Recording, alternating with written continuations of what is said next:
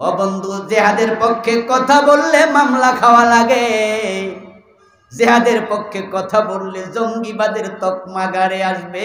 এজন্য আপনি সেটা ভুলে যাবেন, এটা হতে পারে না। হকের পক্ষে কথা বলে প্রয়োজনে ফাঁসির রশিতে ঝুলতেও রাজি থাকা লাগবে। ওযু করে দাঁড়াইছেন পবিত্র জায়গায়, তারপরে স্বেচ্ছা আপনি বলতেছেন, কেউ জোর করে বলায় না, আমি তোমার সাহায্য চাই, আমি তোমার গোলামি করি। ওয়ালাকা নুসাল্লি ওয়া নাসজুদু ওয়া ইলাইকা নাসআ। কত বারবার তুমি তুমি তুমি তুমি বলতে বলতে ওয়ানাতরুকু মাইয়াফজুরুকা। ও আমার আল্লাহ, যে পাপাচারী পাপিষ্ঠ তোমারে গোলাম নামাজি তার সাথে সম্পর্ক রাখে না। আল্লাহ কয় পাপিষ্ঠের সাথে সম্পর্ক না রাখলে তার আনারস মার্কায়, তার তালগাছ মার্কায় মিছিলটা কিছুক্ষণ আগে দিছে কে? আল্লাহর আইনে বারবার ভুল করলে ইমাম চেঞ্জ হয়ে যায়। 50 বছরের নেতারা কোরআনের আইনে দেশ চালায় না, তাদেরকেও চেঞ্জ করে আল্লাহওয়ালা ইমাম দরকার আছে না নাই? ও ব্যাপারে খবর নেই। নামাজের ওয়াজ করলে তারা খেপে না, রোজার ওয়াজ করলে খেপে না, দিন বিজয়ের ওয়াজ করে দেখো দোস্ত আমার, তোমাকে সবাই চারিদিক থেকে ধরবে। সিনেমার ওয়ালা জানে দিন বিজয় হলে সিনেমা হল বন্ধ হবে, সুদী ব্যাংকের মালিক জানে দিন বিজয় হলে সুদ বন্ধ হয়ে যাবে, যারা মদের ব্যবসায়ী তারা জানে মদ বন্ধ হয়ে যাবে, যারা পরিমণির সাথে কেক খায় তারা জানে ইসলাম কায়েম হলে পিঠের চামড়া থাকবে না।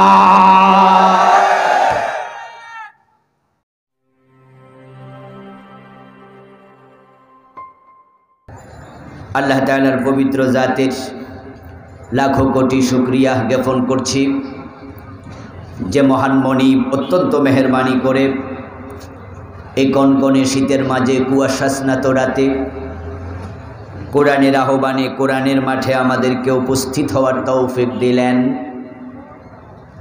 বিশ্বব্যাপী চলমান করোনার চরম বিপর্যস্ততার মাঝে যিনি আমাদেরকে সুস্থ রাখলেন, কোরআনের কথা বলার মতো শোনার মতো কোরআন মুখে হৃদয় দিলেন, এই সব নেয়ামতের মালিককে। যে মনিব আমাদেরকে এত সব নেয়ামতে ধন্য করলেন, আমরা আলোচনার শুরুতে আমাদের মনিব আল্লাহ তাআলাকে শুকরিয়া জানাই, কৃতজ্ঞতা জানাই, কালিমাতু শুকর ফরি আলহামদুলিল্লাহ। দুরূদ ও সালাম বিশ্বনবী সাইয়্যিদুল মুরসালিন ইমামুনা কুদওয়াতুনা হাবিবুনা উসওয়াতুনা সানাদুনা তবিবু কুলুবিনা মুহাম্মাদুর রাসূলুল্লাহ সাল্লাল্লাহু আলাইহি ওয়াসাল্লামের উপর, সাহাবায়ে কেরাম ও শুহাদায়ে জামের আ'লা ইল্লিয়িন আল্লাহ তাআলার কাছে কামনা করছি, আবারও বলুন আমিন। সম্মানিত দিনী ভাইয়েরা, আমি আপনাদের সম্মুখে পবিত্র কোরআন মাজিদ থেকে সূরাতুস সাফের 9 নম্বর আয়াতে কারিমা তিলাওয়াত করেছি। বিশ্বনবীর পবিত্র মুখ অনুসৃত সহিহ বুখারীতে উদ্ধৃত একখানা হাদিসে নববীর আংশিক তিলাওয়াত করেছি। আল্লাহ তাআলা তৌফিক দান করলে এখান থেকে কিছু কথা বলবো ইনশাআল্লাহ। আল্লাহ তাআলা সূরাতুস সাফের 9 নম্বর আয়াতে কারিমাতে বিশ্বনবী মুহাম্মদুর রাসূলুল্লাহ সাল্লাল্লাহু আলাইহি ওয়াসাল্লামকে পৃথিবীতে কেন পাঠিয়েছেন সে প্রসঙ্গে কথা বলেছেন। তিনি বলেছেন, কি বলেছেন আমরা কোরআন থেকে শুনি। আল্লাহ তাআলা বলছেন, হুয়াল্লাযী আরসালা রাসূলাহু বিল হুদা, তিনি আল্লাহ যিনি তার রাসূলকে প্রেরণ করেছেন, খালি হাতে নয়, সাথে দিলেন হুদা, বিল হুদা, হুদা সহ। হুদা মানি guide book, divine guide book, স্বর্গীয় কিতাব, স্বর্গীয় নির্দেশনাপূর্ণ একটি হুদা কিতাব তিনি সাথে দিলেন। ওয়া দীনিল হক, এবং দিলেন একটি হক দিন, সত্য ধর্ম। তিনি আল্লাহ যিনি রাসূল পাঠালেন হুদা দিয়ে, স্বর্গীয় কিতাব হুদা মানে হলো কোরআন। তিনি রাসূল পাঠালেন কোরআন সহ। তাহলে কোরআন হলো রাসূলের রিসালাতের অংশ। হাদা হুদা, এটাকে বলে হুদা। যালিকাল কিতাবু লা রাইবা ফী হুদাল লিল মুত্তাকিন। যারা মুত্তাকি হতে চায় এটা তাদের জন্য হুদা। এটা মানলে কি হবে? ফামান তাবিআ হুদায়া ফালা খাউফুন আলাইহিম ওয়ালা হুম ইয়াহজানুন। আমারে হুদা যারা অনুসরণ করবে, আল্লাহ ঘোষণা দিচ্ছেন দুনিয়াতে তাদের কোনো টেনশন নাই, আখেরাতে কোনো ভয় নাই। তারা একটি নিশ্চিত জিন্দেগি পাবে। আমার হুদা অনুসরণ করলে আমি তাদেরকে টেনশনহীন একটা জিন্দেগি দেব দুনিয়ায়, ভয়হীন আর একটা জিন্দেগি দেব আখেরাতে। ফামান ইত্তাবা হুদায়া ফালা ইয়াদিল্লু ওয়ালা ইয়াশকা। আরেক আয়াতে বলছেন যে আমার হুদা অনুসরণ করবে সে সুপথ পাবে, কোনোদিন পথ হারা হবে না। সুবহানাল্লাহ, পথ হারা হবে না। আজকে সবাই পথ খোঁজে, আল্লাহর কাছে প্রতিদিন 17 বার কমপক্ষে ইহদিনাস সিরাতাল মুস্তাকিম এই দোয়া করা নামাজের জন্য, নামাজের মধ্যে আমাদের জন্য ফরজ। এই দোয়া ছাড়া নামাজও হয় না। সবাই হেদায়াত খোঁজে, 18 খোঁজে, দেওয়ানবাগওয়ালাও খোঁজে, সরমনাইওয়ালাও খোঁজে, মাইজবান্ডারওয়ালাও খোঁজে, শিয়ারাও খোঁজে, কাদিয়ানিরাও খোঁজে। ইহদিনাস সিরাতাল মুস্তাকিম এই দোয়া ছাড়া কারো নামাজ হয় না। এই দোয়া সবাই করে, দিন কমপক্ষে 17 বার ফরজ নামাজে। আর সুন্নাহ নফল পড়লে এই দোয়ার সংখ্যা আরো বাড়বে। সবাই দোয়া করছে আল্লাহ হুদা দাও, হেদায়াত দাও। এবার আপনারা বলুন তো হেদায়াত সবাই পায় নাকি? জবাবটা ছোট হয়ে গেছে। হ্যাঁ হোক না হোক একটু জবাব দেন। সবাই কি হেদায়াত পাইছে? কাদিয়ানি পাইছে? শিয়ারা পাইছে? আরো কয়েকজনের নাম কইছি, সবার নাম কইলে তো আবার অনেকের মনে কষ্ট যাইব, ওই জন্য সেদিকে গেলাম। হিদায়াত সবাই পায় নাই। এর কারণটা কি? হিদায়াত পাওয়ার জন্য এইটাকে অনুসরণ করা লাগবে।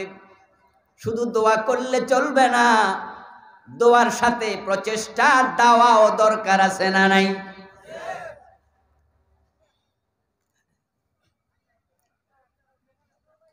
In ইয়ানসুরকুম in তানসুরুল্লাহ ইয়ানসুরকুম। হেদায়েত পাওয়ার জন্য একটা শর্ত, আল্লাহর সাহায্য পাওয়ার জন্য একটা শর্ত, যেটা আল্লাহ নিজে দিয়েছেন। ইন তানসুরুল্লাহ ইয়ানসুরকুম। যদি তোমরা আগে বাড়ো আল্লাহ পরে বাড়বে, তোমরা আগে আগালে আল্লাহ পরে আগাবে, তোমরা জান্নাতের দিকে হাঁটলে আল্লাহ দৌড়াবে। শুরুটা তোমাদের করতে হবে। তোমরা যদি আল্লাহকে সহযোগিতা করো, এর মানে দিন অনুসরণ করে আমল করো, তখন আল্লাহ সাহায্য শুরু করবে।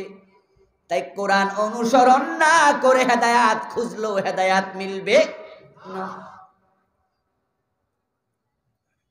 এখন এই কোরআনকে অনুসরণের কিতাব আমরা বানাই নাই, আমরা তেলাওয়াতের কিতাব বানাইয়া রেখে দিয়েছি। রমজান মাস আসতেছে, খতম তারাবির হিড়িক পড়ে যাবে বাংলাদেশ, ঘরে ঘরে কোরআন তেলাওয়াত হবে। এটা ভালো, হওয়া দরকার। কিন্তু 50 বছর যাবৎ খতম তারাবিতে ঘরে ঘরে কোরআন খতমে আমরা পড়ে যাচ্ছি, আস-সারিকু ওয়াস-সারিকাতু ফাকতাউ আইদিয়াহুমা। চোর পুরুষ হোক আর নারী হোক, চুরি করলে হাত কেটে দাও, এটা পড়া পর্যন্ত সীমাবদ্ধ। 50 বছরে একটা চোরের হাত কাটা হয় নাই। এটা তেলাওয়াতের কিতাব, আমলের কিতাব।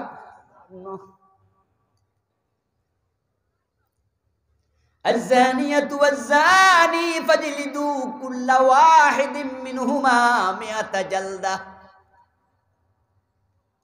জেনাকারিনী জেনাকারী তাদেরকে 100 করে বেত লাগাও অবিবাহিত হলে। আশ-শাইখু ওয়াশ-শাইখাতু ইযা জানায়া ফারজুমুহুমা। যদি বিবাহিত হয় পাথর মারো। তেলাওয়াত চলছে 50 বছরের স্বাধীন বাংলাদেশে। জেনাকারী এই দেশে আছে না নাই? আইন হিসাবে একটা আদালত ওই রায় দেয় নাই যেটা কোরআনে আছে। এটাকে তেলাওয়াতের কিতাব বানাইলে হেদায়াত পাওয়া যায় না, এটা আমলের কিতাব। فمن اتبع هدايا فلا يضل ولا يشقى। এই যে আবার কিছু লোক বাইরে খাড়া রয়েছে, প্লিজ প্লিজ রাগ করেন না, চলে আসেন ভিতরে, চলে আসেন। হ্যাঁ, মাহফিলের ভলান্টিয়ারদের 2-1 জন 2 পাশে যান, আসলে একটু ধাক্কায় ধাক্কায়া পিঠে হাত দিয়ে ভিতরে ঢুকাই দেবেন। আল্লাহ তাআলা বলতেছেন, আমার হুদা যে অনুসরণ করবে ফালা ইয়াদিল্লু, সে পথ হারা হবে না, ওয়ালা ইয়াশকা, এবং এই কোরআন যারা মেনে চলবে কখনো তার অপমানিত হবে না। কোরআনওয়ালাদের সম্মান বাড়াইয়া দেবেন কে?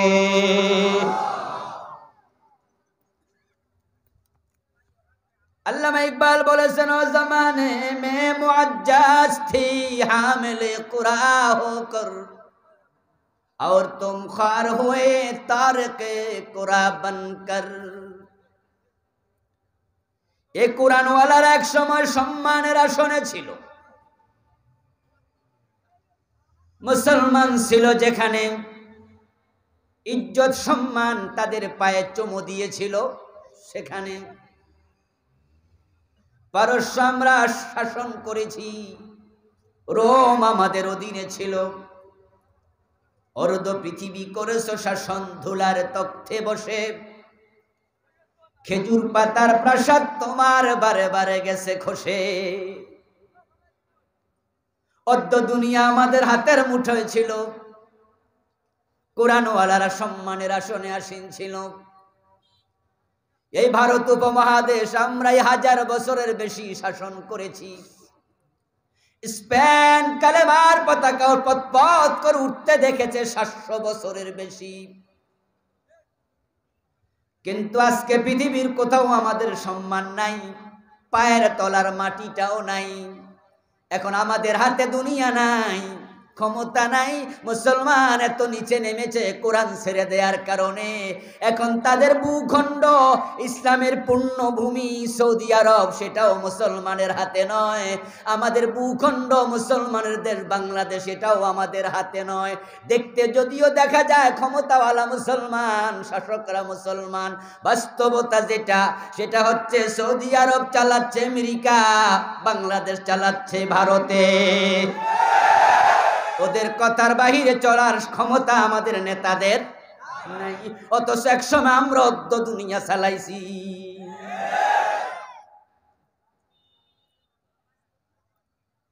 কোরআন যখন মুসলমান ছেড়ে দিয়েছে, তাদের ইজ্জত সম্মান আল্লাহ কেড়ে নিয়ে গেছে। এক সময়ের মুসলমান শুধু নামাজে গিয়ে আল্লাহরে সিজদা করা মসজিদ থেকে বের হয়ে যায় নাই, তারা সিজদা করেছে যে আল্লাহকে, তারা বুঝেছে এই মাথা আল্লাহ ছাড়া কারো কাছে আর নত হবে না, তাই কারো কাছে নত হয় নাই।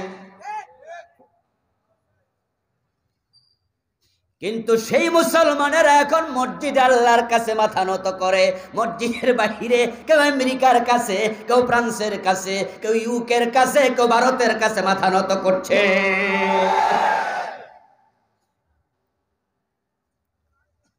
অথচ আল্লাহ বলছেন ফালা ইয়াদিল ওয়ালা ইয়াশকা, কুরআন ওয়ালারা পথহারা হবে না, অপমানিত হবে না। অপমানিত না হলে কি হবে? এবার আল্লাহ বলছেন ইয়ারফাইল্লাহুল্লাযীনা আমানু মিনকুম ওয়াল্লাযীনা উতুল ইলমা দারাজাত, তোমরা যারা ঈমানওয়ালা হইবা, কোরআনওয়ালা হইবা, আল্লাহ নিজে তোমাদের সম্মান বাড়ায়া দেবে।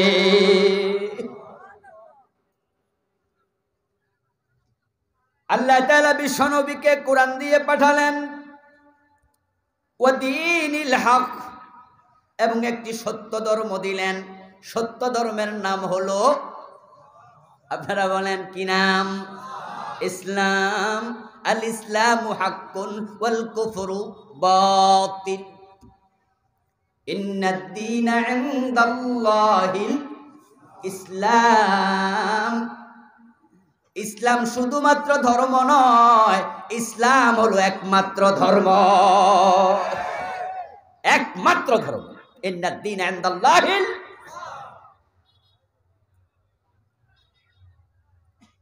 ইন্নাদ দীন, ইন্না হরফে মুশাব্বাবিল ফাইল। নাহুর বিশ্লেষণ করতেছি একটু, আরবি গ্রামারের কারণ আছে। ইন্নার পরে আসছে আদ-দীন, এটা হলো মুবতাদার জায়গায় ইসমে ইন্না। আল ইসলাম, এটা খবরের জায়গায় খবর ইন্না। দিন মুবতাদা, ইসলাম খবর।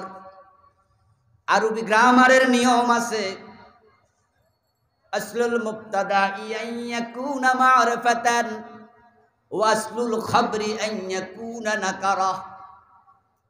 মুবতাদার বিধান হলো মারেফা হবে, খবরের বিধান হলো নাকারা হবে। এখানে দুইটাই মারেফা। এবার বালাগাতের একটা বিধান আছে, কায়দা আছে, যখন খবর মারেফা হয় ইউফিদুল হাসরা, তখন সীমাবদ্ধতার অর্থ দেয় হসরের কায়দা। আর কোন জিনিসকে সীমাবদ্ধ করার জন্য শুধু অথবা একমাত্র ব্যবহার করা লাগে বাংলায়। ইয়াকা না'বুদু, আমরা তোমার ইবাদত করি, এটা নয়, আমরা শুধু তোমার ইবাদত। আর না'বুদুকা, তোমার ইবাদত করি। কিন্তু কাটারে যখন সামনে নেবে, আত-তাকদীমু মা হাক্কুহু তাখির, এটা হসরের আরেকটা কায়দা, যেটা পরে আসার কথা এটারে সামনে নিলে আবার সীমাবদ্ধতার অর্থ দেয়, হসরের অর্থ দেয়। না বুদুকা ফেল ফাইল মাফউল, আমরা তোমার ইবাদত করি। ইয়াকা না'বুদু ওয়াত-তাওল, আমরা শুধু তোমার ইবাদত করি। নতুন করে শুধু যোগ হবে, এর মানে আর কারো ইবাদত করি। ইন্নাদ দীনা ইনদাল্লাহিল ইসলাম, বাংলা অর্থ হলো ইসলাম আল্লাহর কাছে একমাত্র ধর্ম, আর কোন ধর্ম আল্লাহর কাছে গ্রহণযোগ্য না। আল ইসলামু হক, আর বাকি যা তা সব বাতিল, সব কুফর। আল্লাহ তাআলা কোরআন দিয়ে বিশ্বনবীকে পাঠালেন, দ্বীন হক ইসলাম দিয়ে পাঠালেন। কেন পাঠালেন? এবার আল্লাহ কারণ বর্ণনা করছে। আমি আমার রাসূলকে দুটো জিনিস দিলাম, কোরআন এবং দ্বীনে হক। রাসূল কেন এসেছেন, কোন কাজ করেছেন? কোরআন শুধু তেলাওয়াত করে তাকে রেখেছেন, জিনে ধরলে ফু দিয়েছেন, অসুস্থ হলে গলায় তাবিজ ঝুলাইছে, মানুষ মরলে গোল হইয়া তেলাওয়াত করছে। এই কাজের জন্য কোরআন আসছে নাকি আরো কাজ আছে, নাকি ভিন্ন কিছু আছে? রাসূল যা করেছেন উম্মত তা জানবে, রাসূল যা করেছেন উম্মত তা মানবে। রাসূলের জীবনের লক্ষ্য কি, কোন কাজ তিনি করেছেন, কেন এসেছেন, উম্মতকে তা মানতেই হবে।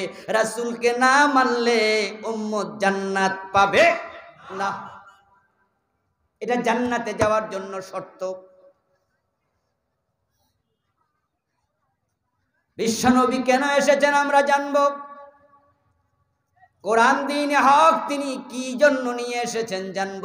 কারণ রাসূলকে মানা ফরজ, আর মানতে হলে মানার আগে জানাও ফরজ। মুকদ্দামাতুল ফরদি ফরদুন ওয়া মুকদ্দামাতুল হারামি হারাম। যে ব্যক্তি নামাজ পড়বে, নামাজির জন্য ওযু করা নফল না ফরজ? কথা বলেন, আরো জোরে বলেন। বেনামাজির জন্য ওযু লাগে নাকি? এর ওযু কিসে? নামাজে তো না। তো রাসূলকে যারা অনুসরণ করবে না, রাসূল কেন এসেছেন, কোরআন দিয়ে করছেটা কি, আর আমরা করতেছি কি? রাসূল কি করেছেন, কি নিয়ে এসেছেন, কেন এসেছেন? যারা রাসূলকে মানবে তাদেরকে জানতেই। এই বুঝের ঘাটতির কারণে বাংলাদেশে লাখ লাখ মুসলমান আছে, সমাজ ইসলাম নাই। শুধু এই বুঝের গ্যাপের কারণে আমরা মনে করছি নামাজ, রোজা, হজ, যাকাত, পর্দা, পুশিদা, জিকির, আজকার, ইসলাম শেষ। অথচ বিশ্বনবীর আগমনের উদ্দেশ্য নামাজ ছিল না, রোজা ছিল না, হজ, যাকাত ছিল না। এগুলো রাসূলের ইসলামের ছোট্ট ছোট্ট অংশ মাত্র, একটা একটা অংশ, তবে গুরুত্বপূর্ণ। নামাজ পুরা 24 ঘন্টার মাঝে মাত্র 1.5 ঘন্টা লাগে। তা আপনি যদি মনে করেন যে আপনি 1.5 ঘন্টা নামাজ পড়লেন, 5 ওয়াক্ত, ইসলাম শেষ, তাহলে বাকি 22.5 ঘন্টার কি খবর? আওয়াজ করে একটু বলুন তো, নামাজে আমরা গোলামি করি কার? আর একটু জোরে বলেন, কার? তাহলে নামাজ শেষ, বাকি 22.5 ঘন্টা কার গোলাম? তো ওখানে যদি আল্লাহর গোলাম হন, তাহলে বুঝতে হবে নামাজের বাহিরেও ইসলাম আছে না নাই? আমরা তো মনে করছি নামাজ পড়তেছি, আল্লাহ বেহেশত আমারে না দিয়া দেখারে। তাই নামাজও পড়ে, সুদেও টাকা লাগায়, এমন নামাজি আছে না নাই? নামাজ পড়ে অফিসার, ঘোষ না দিলে পাইলে সিগনেচার, ফাইল আটকায় রাখে ঘোষ খাওয়ার জন্য। টাকা দেন, ক্লায়েন্ট বলে আমি ঘোষ দেই না, কোনা দিলে সরেন, পরে আইসেন, পরে হবে, ফাইল আরো দেখবো, বেটা সরে না, দাঁড়ায় রয়েছে, চলে গেছে 1 ঘন্টা, 2 ঘন্টা, 3 ঘন্টা। আমি আপনারা না কইছি অফিসের বাইরে যেতে, ওই বেটা কয় স্যার আমি ঘোষ দেই না, আপনি ফাইল দেখেন, ভুল থাকলে বলেন, সংশোধন করে দেব, কিন্তু ঘোষ দেব না। এবার কইতেছে বেটা ওই মিয়া, আজান কিন্তু হইয়া গেছে, নামাজের টাইম হইয়া গেছে, দিলে তাড়াতাড়ি দেন। বুঝেন? ফোনে একটা বাজে গেছে, আজান কিন্তু হয়ে গেছে, আমি কিন্তু নামাজে চলে যেতেছি, দিলে তাড়াতাড়ি দেন। ঘোষের টাকা পকেটে লইয়া আল্লাহর সামনে দাঁড়ায়া কয় ইয়াকা নাবুদু ওয়া ইয়াকা নাস্তাইন। ও আল্লাহ, আমি তোমার গোলামি করি, শুধু আমি তোমার কাছে চাই। আল্লাহ কয় তুই আমার গোলাম হইলে তোর পকেটে কি?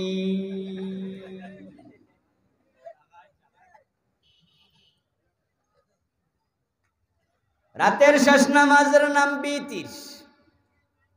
রাসূল সাল্লাল্লাহু আলাইহি ওয়াসাল্লাম স্বাভাবিকত বিতিরের নামাজ পড়তেন শেষ রাতে, তাহাজ্জুদ পড়ার পরে। আগে পড়াও জায়েজ। আমরা বিতিরের নামাজ শোয়ার আগে পড়ি। আমাদের রাতের শেষ নামাজ বিতির হয়, এশা শেষ করে আমরা বিতিরটা পড়ি। বিতিরের নামাজে দাঁড়ায় একটা দোয়া আছে, এটার নাম দোয়ায়ে কুনুত। সিলেট অঞ্চলে আছে না নাই? আছে না? সেখানে আপনি কি বলতেছেন একটু বুঝেন তো। ইয়াকা নাবুদু ওয়া লাকা নুসাল্লি, বলেন না? ইন্না নাস্তাইনুকা ওয়া নাস্তাগফিরুকা, বলতে বলতে বলতে বলতে ওয়া নাতরুকু মাইয়াফজুরুকা। আল্লাহর সামনে দাঁড়ায়া ডাইরেক্ট তুমি করে বলছেন ইয়াকা নাবুদু আল্লাহুম্মা ইন্না নাস্তাইনুকা, আল্লাহ তোমার কাছে সাহায্য চাই, তোমার কাছে মানে আল্লাহ আপনার সামনে আছে, আপনি ডিরেক্টলি কথা বলতেছেন, কোনো মাধ্যম টাধ্যম নাই। ওযু করে দাঁড়াইছেন পবিত্র জায়গায়, তারপরে স্বেচ্ছা আপনি বলতেছেন, কেউ জোর করে বলায় না, আমি তোমার সাহায্য চাই, আমি তোমার গোলামি করি, ওয়ালাকা নুসাল্লি ওয়া নাসজুদু ওয়া ইলাইকা নাসআ, কত বারবার তুমি তুমি তুমি তুমি বলতে বলতে ওয়া নাতরুকু মাইয়াফজুরুকা, ও আমার আল্লাহ, যে পাপাচারী পাপিষ্ঠ তোমারে গোলাম নামাজি তার সাথে সম্পর্ক রাখে না। আল্লাহ কয় পাপিষ্ঠের সাথে সম্পর্ক না রাখলে তার আনারস মার্কায়, তার তালগাছ মার্কায় মিছিলটা কিছুক্ষণ আগে দিছে কে?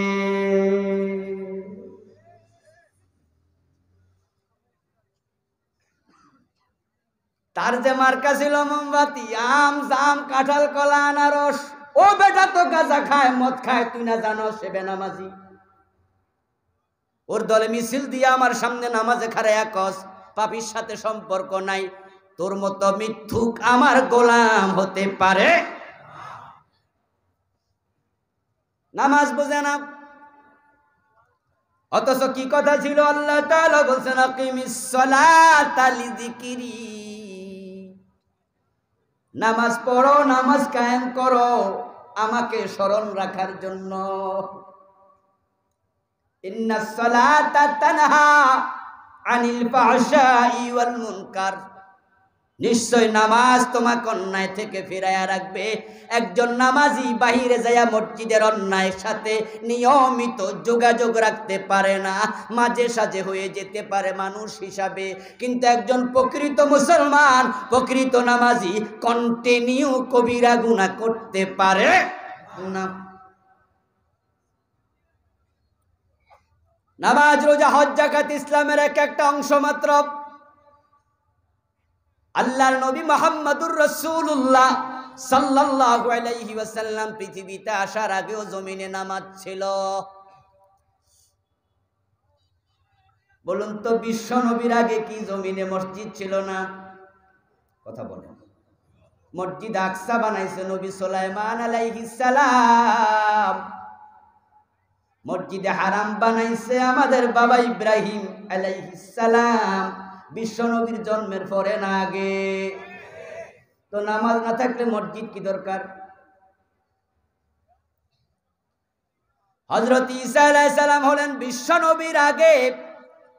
সব নবীদের মাঝে নবী মুহাম্মাদের আগের নবী, মানে উনার পরে বিশ্ব নবী। হযরত ঈসার পরে আর কোন নবী রাসূলের মাঝখানে। হযরত ঈসা আলাইহিস সালাম মায়ের কোলে যখন কথা বলেছেন, পিচ্ছি বয়স একবারে ছোট, 1-2 দিন বয়স, মা মারিয়াম কোলে নিয়ে বসে আছে। ইহুদিরা উনার বাপ নাই, তাই উনাকে জারজ বলে গালি দিয়েছে, নাউজুবিল্লাহ। উনার মাকে বলছে ইয়া মারিয়াম লাকাদ জিতি শাইআন ফারিয়া, ও মারিয়াম তুমি ব্যভিচার করেছো। হযরত ঈসা আলাইহিস সালামের বাবা নাই, তাই ইহুদিরা হযরত ঈসাকে তারা বলতেছে ওয়ালাদুজ জিনা, নাউজুবিল্লাহ। উনার মাকে বলতেছে তুমি জিনা করছো, তোমাকে বলতে হবে ছেলের পরিচয় কি, তোমার তো বিয়ে হয় নাই। ইয়া উখতা হারুন মা কানা আবুকা ইমরা সাউইন ওয়া মা কানাত উম্মুকা বাগিয়া, ও হারুন নবীর বোন, ও হারুন নবীর বংশের মেয়ে, তোমার বাবা ভালো মানুষ ছিল, তোমার মা ভালো মানুষ ছিল, তুমি করলা কি? বিয়ে তো হয় নাই, বাচ্চা আসলো কোত্থেকে? এখন মারিয়াম আলাইহিস সালাম যদি বলে আল্লাহ দিছে, পাবলিক বিশ্বাস করবে? তা উনি চুপ করে আছেন। আল্লাহ কইছে কথা কইও না, আমি জবাবের ব্যবস্থা করব। সন্তান প্রসবের আগে তিনি আফসোস করে আল্লাহরে বলছে, আল্লাহ স্বামী নাই, পেটে বাচ্চা দিলা, কি বিপদে আমারে ফালাইলা। মানুষ তো বাচ্চা প্রসবের পরে আমারে আইসা জিজ্ঞাসা করবে কি কোত্থেকে আইলো, আমি কি জবাব দিমু। ইয়া লাইতানি মিত্তু ক্বাবলা হাযা কুনতু নাসিয়াম মানসিয়া। এই সন্তান প্রসবের আগে যদি মরে যেতাম এটাই ভালো, মানুষ আমাকে ভুলে যেত। আল্লাহ তাআলা বলে, মারিয়াম টেনশন করার কারণ নাই, পাবলিক তোমারে প্রশ্ন করবে, আমি আল্লাহ জানি। তখন জবাব দিলে পাবলিক বিশ্বাস করবে না, এটাও আমি জানি। তাই তুমি জবাব দিও না, চুপ করে থাকবা, জবাবের ব্যবস্থা আমি আল্লাহ করে দেব। একটু সুবহানাল্লাহ কওয়া দরকার না? কি বিস্ময়কর ব্যাপার। হযরত মারিয়াম চুপ করে আছে, লোকজন বলতেছে নাম বলো, কার সাথে বিচার করেছো, সন্তানের বাবাকে পরিচয় কি। ঈসা আলাইহিস সালাম দেখলেন মায়ের কোলে শুয়ে শুয়ে উনার মাকে তারা টর্চার করছে, মেন্টাল টর্চার, মানসিক যন্ত্রণা দিচ্ছে। এক পর্যায়ে মারিয়াম আলাইহিস সালাম ফাশারাত ইলাই, কোলের সন্তানের দিকে ইশারা দিয়া কয়, তাহলে তোমরা হের পরিচয় হেরে জিগাও। কালু কাইফা নুকাল্লিমু মান কানা ফিল মাহদি সাবিয়্যা। তারা জবাবে বলে, এই পিচ্চি কথা বলতে পারে না, কি চালাকি করো না, 1-2 দিন বয়স, সে কেমনে কথা বলবে। হযরত ঈসা আলাইহিস সালাম মায়ের কোলে শুয়া তিনি কথা বলতে শুরু করে দিলেন।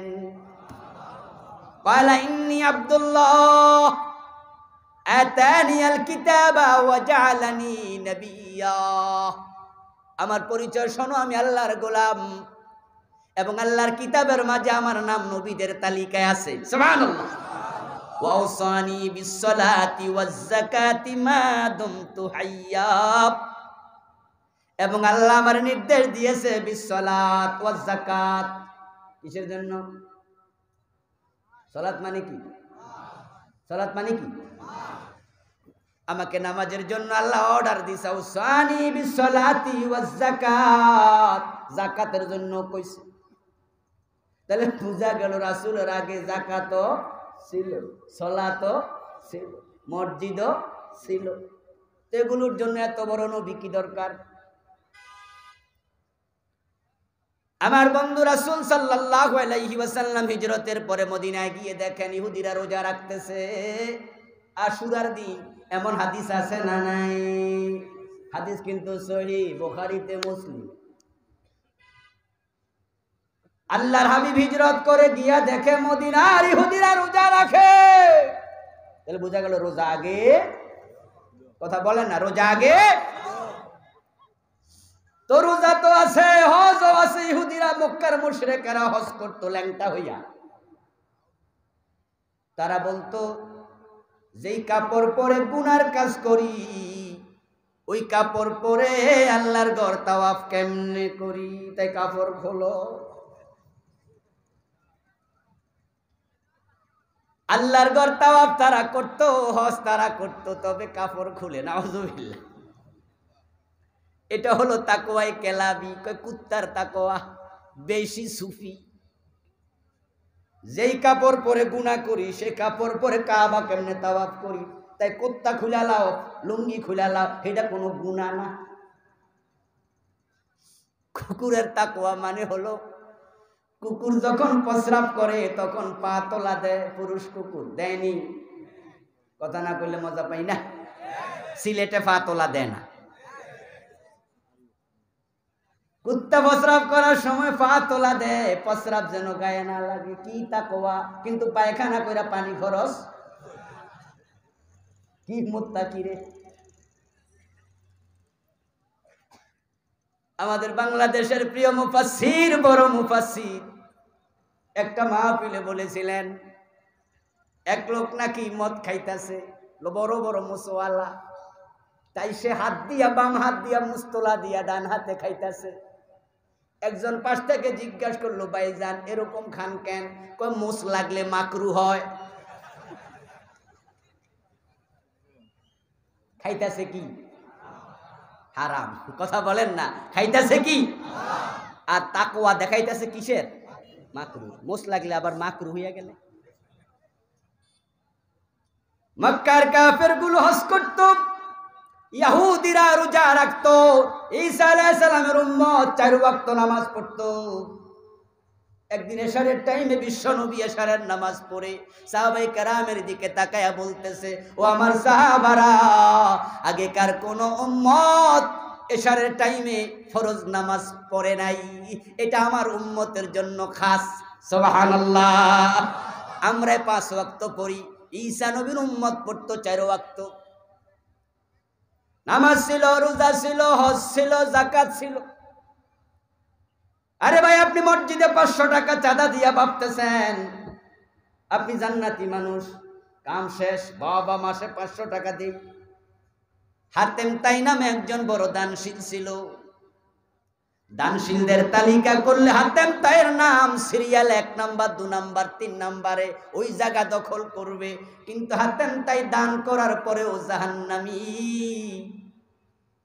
আর মসজিদে 500,000 টাকা চাঁদা দিয়া জান্নাতি ভাবতেছেন। নামাজ পড়তেছে, আবার ইসলামী আন্দোলনের বিরুদ্ধে কথা বলে যে আল্লাহর আইনে মসজিদ চলবে, নামাজ চলবে, রোজা চলবে। ওই আল্লাহর আইনে যখন সংসদ চলবে বলে কত নামাজির চেহারা কালো হয়ে যায়। তুমি শুধু আল্লাহর সেজদা দিয়া না মুসল্লি জান্নাতি হয়ে গেছো বুঝি। মসজিদ কমিটির সভাপতি মনে মনে ভাবে, আমি সভাপতি হওয়ার পরে মসজিদে টাইলস লাগাইছি, মসজিদ 2 তলা থেকে 3 তলা বানাইয়া দিছি, বড় মসজিদের সভাপতি। আল্লাহ বেহেশতটা আমারে না দিয়া কারে দেয়? ওই সভাপতি আবার মসজিদে হক কথা বলতে দেয় না, হুজুরকে ওয়াজ নির্ধারণ করে দেয়। আল্লাহর আইনের কথা বললে হুজুরের চাকরিটা থাকে না, এমন মসজিদও আছে না নাই? আল্লাহর মসজিদে আল্লাহর সব কথা বলতে দিবা না। ওই 2 তলা 3 তলা মসজিদের সভাপতি হইয়া যদি জান্নাত পাওয়া যেত, আব্দুল মুত্তালিবের কি দোষ? উনি তো কাবা নামক মসজিদের কমিটির সভাপতি ছিল। বিশ্বনবী যে জন্য এসেছেন সেটা যদি না বুঝেন, সেটা যদি না মানেন, কপালে জান্নাত নাই। জান্নাত পাওয়ার জন্য নবীর জীবনের সাথে আমাদের জীবন মিলবে, উনার কথার সাথে কথা মিলবে, কাজের সাথে কাজ মিলবে, চিন্তার সাথে চিন্তা মিলবে। আল্লাহ তাআলা বলছেন, লাকাদ কানা লাকুম ফি রাসূলিল্লাহি উসওয়াতুন হাসানাহ। আমি তোমাদের জন্য বিশ্ব নবীর জীবনে রেখেছি উত্তম আদর্শ। উনি তোমাদের জন্য সোয়া, কুদওয়া, আইডল, মডেল। তিনি একমাত্র লিডার। মাথার মাপে টুপি, গায়ের মাপে পাঞ্জাবি জামা, রাসূলের মাপে হবে ইসলাম। টুপি বড় হয়েছে, মাথায় লাগে না, মাথায় ঢুকে গেছে। আমরা দোকানে রেখে দেই, আরেকটা খুঁজি, মাথায় দিয়া দেখি এবার মোটেও লাগে না, অর্ধেকটা ঢুকছে, রেখে দেই। কয়েকটা দেখার পরে যদি একটাও না লাগে, হাঁটা দেই। দোকানদার জিগায়, এই ভাই নিয়ে যান। চলে যাচ্ছেন কেন? আপনি বললেন ভাই মাথায় তো লাগে না, মাপে তো মিলে না। দোকানদার কয় 10 টাকা কম দিয়েন, নেন, নিবেন। আরে ভাই দাম দর তো পরে, আগে তো মাথায় লাগুক। কুল ইন কুনতুম তুহিব্বুনাল্লাহ ফাত্তাবিউনি ইউহিব্বুকুমুল্লাহ। ও নবী, আপনি উম্মতকে বলে দিন, তোমরা যদি আল্লাহর ভালোবাসা পেতে চাও, তাকে ভালোবাসতে চাও, জান্নাত পেতে চাও, ক্ষমা পেতে চাও, আমি নবীকে অনুসরণ। মান ইউতির রাসূল ফাকাদ আতাল্লাহ। আরে কায়েতে আল্লাহ তাআলা কোরআনে বলেন, যে আমার রাসূলকে অনুসরণ করলো সে আমি আল্লাহকেই অনুসরণ করলো।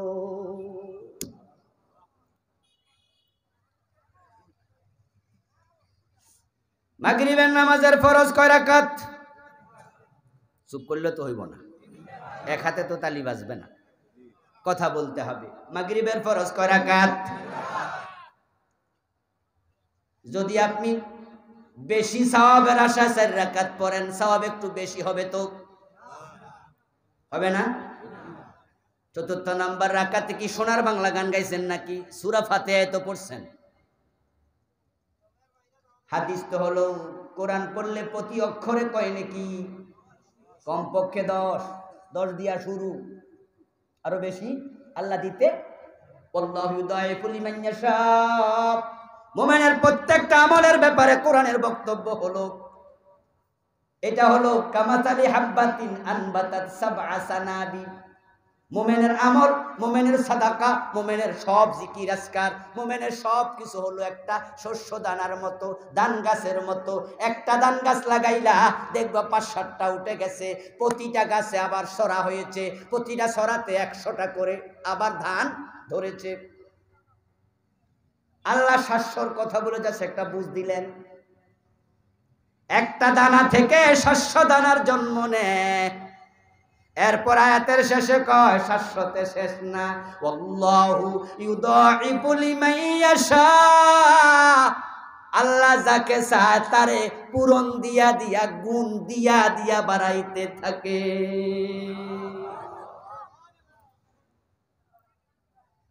কোরআন পড়লে প্রতি অক্ষরে কমপক্ষে 10 নেকি। তো মাগরিবের ফরজ 4 রাকাত যে পড়ছে, চতুর্থ রাকাতে সূরা ফাতিহা আছে না নাই? তো সওয়াব তো একটু বেশি হবে। যে 3 রাকাত পড়ছে এসে বড় বেশি। রুকুর মাঝে তাসবিহ আছে না নাই? সিজদার মাঝে ও বড় সিজদা 2টা বেশি দিছে, রুকু একটা বেশি দিছে, কেরাতও বেশি পড়ছে, সুবহান রাব্বিয়াল আলাও একটু বেশি পড়ছে না? সওয়াব হবে না কেন বেশি? বরং সব আলেম বলবে বেশি তো দূরের কথা। মাগরিবের নামাজ কেউ যদি জেনে বোঝে 4 রাকাত পড়ে, তার পুরাটাই বাদ। নতুন নামাজ পড়ো, তোমারটা বাতিল। একটা মাত্র কারণ, এটা রাসূলের সাথে মিলে নেই। قال النبي صلى الله عليه وسلم كل امتي يدخلون الجنه। প্রিয় নবী বলেন, আমার সব উম্মত জান্নাতে যাবে, ইল্লা মান আবা। তবে সে উম্মত জান্নাত পাবে না যে অস্বীকারী। কিলা মান আবা ইয়া রাসূলুল্লাহ। প্রশ্ন করা হলো, হে রাসূল, অস্বীকারী কে? কালা মান আতাআনি দাখালাল জান্নাহ ওয়া মান আসানি ফাকাদ আবা। রাসূল বলেন, যে আমাকে অনুসরণ করলো সে জান্নাতে যাবে, যে অনুসরণ করে নাই সে জান্নাত পাবে না, অস্বীকারী। এখন জান্নাত পেতে হলে রাসূলের অনুসরণ দরকার আছে না নাই? তাই তিনি যে জন্য এসেছেন, ওনার জীবনের লক্ষ্য যেটা, আমাদের জীবনের লক্ষ্য হুবহু হওয়া লাগবে।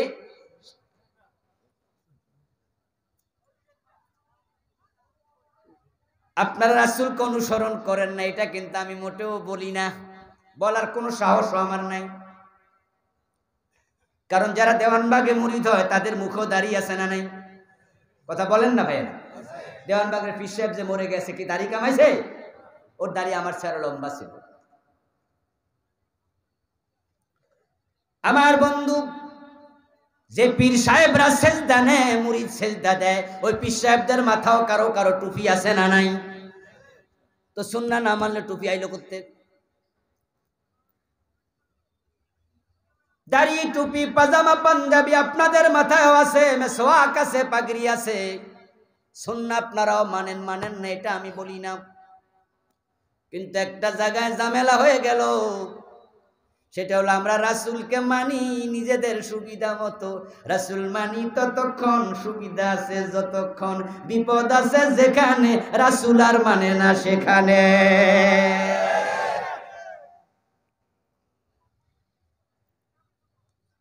হুজুরের কাছে মাসালা জিগায়, হুজুর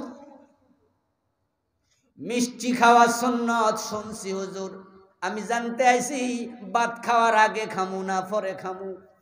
বাহ, কি মহব্বত সুন্নাতের জন্য। মিষ্টি খাওয়ার সুন্নাত আপনি জানতে আসলেন ভাত খাওয়ার আগে না পরে, কিন্তু নবী মুহাম্মাদের দাঁত দেওয়ার সুন্নাতের খবর কি কোনদিন প্রশ্ন করে না? ইয়া রাসূল, দাঁত কি উপরেরটা দেব না নিচেরটা দেব? আমার বন্ধু শুধু মিষ্টি খাওয়ার সুন্নাহ মানলে চলবে না, হক কথা বলে প্রয়োজনে পাথর খাওয়ার সুন্নাহ মানা লাগবে।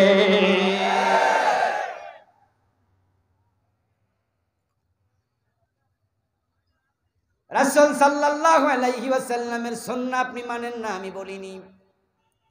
মেসওয়াকের সুন্নাহ কে না মানে? যদি আপনাদের এই কোন থানা, বড় এই থানায় যদি 1000 আলেম থাকে, দাওরা পাস কামেল পাস, 1000-এর কাছে মেসওয়াক নিয়ে যান, মেসওয়াকের মাসালা কি, বিধান কি, সবাই বলবে সুন্নাহ সুন্নাহ সুন্নাহ সুন্নাহ সুন্নাহ, একজন দ্বিমত করবে না। সবাই বলবে হাদিসে আছে রাসূল মেসওয়াক করেছেন, যে হুজুর আজকে মেসওয়াক করে নাই তিনিও বলবে এটা সুন্নাহ, আমি করি না, এটা আমার বিষয়, আমার খামখেয়ালি, আমার গাফলতি, আমার অপূর্ণতা, কিন্তু এটা সুন্নত, কোনো সন্দেহ। 1000 হুজুর একমত হলো একটা মাত্র কারণ, সেটা হলো অসংখ্য হাদিসে মেসওয়াকের কথা আছে না নাই? রাসূল করেছেন, এটা সুন্নাত হবে, অস্বীকার করার সুযোগ কই? সব হুজুর কয় রাসূল করেছে, প্রমাণিত আছে, হাদিসে আছে, সুন্নাত। এবার যদি বন্ধু তলোয়ার হাতে নিয়ে যান, ও হুজুর তলোয়ার অন্যায়ের বিরুদ্ধে ধারণ করা দরকার আসেনি, দেখবেন শত শত হুজুর বলবে এই মাসলা কইলে জেলে যাওয়া লাগবে, তুমি জঙ্গিবাদী।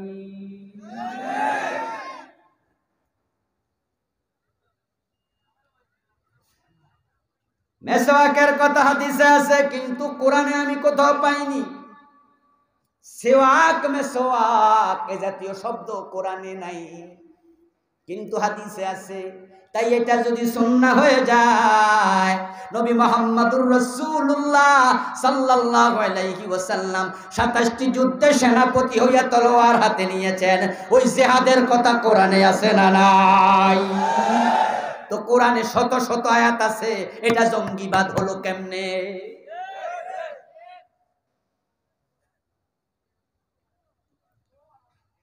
আন্তর্জাতিক দুনিয়া জিহাদকে জঙ্গিবাদ বানাতে চায়।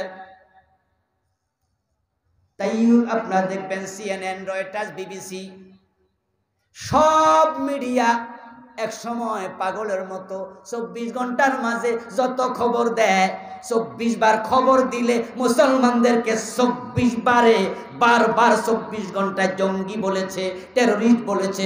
নবী মুহাম্মদ সাল্লাল্লাহু আলাইহি ওয়াসাল্লামের কার্টুন এঁকে মাথায় পাগড়ি দিয়া, সুইডিশ কার্টুনিস্ট মাথার মাঝে বোমা দিয়া বলছে মুহাম্মদ সন্ত্রাসী, নাউজুবিল্লাহ। মুসলমানদেরকে সন্ত্রাসী বানানোর জন্য বিশ্ব মিডিয়া পাগল হয়ে গেল। ও বন্ধু, কে বা কারা পেন্টাগনে হামলা করেছে? টুইন টাওয়ার নিউ ইয়র্কে ভেঙেছে, আমরা জানি না, আজ পর্যন্ত প্রমাণ হয়নি। কিন্তু হামলার কিছুক্ষণ পর থেকে ওসামা বিন লাদেনের গাড়ে দায়বার চালায়া মুসলমানদেরকে সন্ত্রাসী বলা শুরু হয়েছে। আমার প্রশ্ন, যে বিমানগুলো গিয়ে টুইন টাওয়ারে অ্যাটাক করলো, আক্রমণ করলো, ওই বিমানগুলো আমেরিকার বিমানবন্দর থেকে উঠেছে। ওই বিমানের পাইলট ছিল আমেরিকান, ওই বিমানকে ক্লিয়ারেন্স দিয়েছে আমেরিকার বিমানবন্দর। আপনারা যারা বিমানে উঠেছেন, আন্তর্জাতিক ফ্লাইটে উঠেছেন, ওঠার আগে কত রকমের পরীক্ষা নিরীক্ষা হয়, ডিটেক্টর দিয়া পরীক্ষা করে, কম্পিউটারে চেক করে, মাথার টুপিটা পর্যন্ত খোলা, পায়ের জুতাটা পর্যন্ত। মাজার মাঝে যে বেল্টটা আছে বেল্টটা পর্যন্ত খোলা, মোজাটা পর্যন্ত খোলা, তারপরে পকেটের মানি ব্যাগ খোলা, যদি একটা কলম পকেটে থাকে কইটাও বাইর করেন, কইরা আপনিও বাক্সে রাখেন, তারপরে কম্পিউটারে দেন। এত পরীক্ষা নিরীক্ষার পরে আকাশে বিমান ওঠে, এতগুলা ইউরেনিয়াম নিয়া টুইন টাওয়ারে হামলা করলো। আমেরিকার গোয়েন্দা সংস্থা বুঝি ফিডার খাইছে, তারা বুঝি জানে না কারা আক্রমণ করলো, শুধু মুসলমানের গাড়ে দোষ চাপানোর জন্য, সন্ত্রাসী বানানোর জন্য মুখস্থ সংবাদ পরিবেশন করেছে।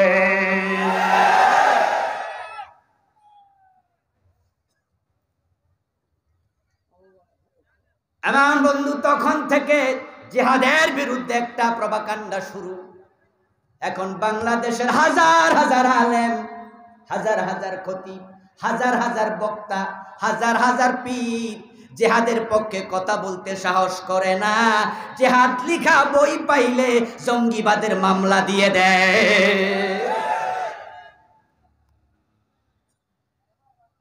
রাসূলের মেসওয়াকের সুন্নাহ সবাই মানলেন, তলোয়ারের সুন্নাহ বুঝি ভুলে যাবেন? ও বন্ধু, জিহাদের পক্ষে কথা বললে মামলা খাওয়া লাগে, জিহাদের পক্ষে কথা বললে জঙ্গিবাদের তকমা গাড়ে আসবে। এজন্য আপনি সেটা ভুলে যাবেন, এটা হতে পারে না। হকের পক্ষে কথা বলে প্রয়োজনে ফাঁসির রশিতে ঝুলতেও রাজি থাকা লাগবে।